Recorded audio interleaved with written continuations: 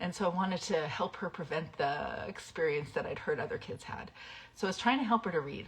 We were in Fort Smith, Northwest Territories, traveling, and we're sitting around a kitchen table in a little blue townhouse.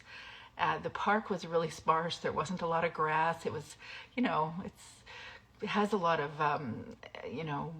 lots of wildlife, or there were a lot of bison, because that's where we were. But there wasn't a lot going on, especially for kids. Not a beautiful playground, not a lot of people that I knew. We were new to the area. But I remember sitting her down, and she was probably around 5, and I had 3 other younger kids. I was sitting at the kitchen table trying to get her to read probably a Bob book. That was a common book that we used in our early homeschool days.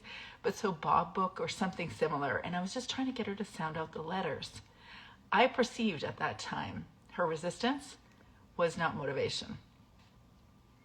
I don't see it that way anymore, but I certainly did experience it that way in that moment. And I pushed and wanted to continue pushing until she was learning or sounding things out. That wasn't helpful.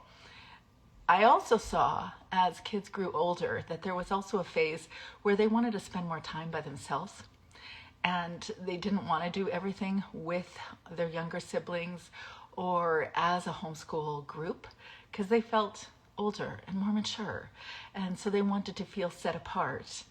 And sometimes I perceived that as a lack of motivation. Certainly there were seasons where I felt a lack of motivation,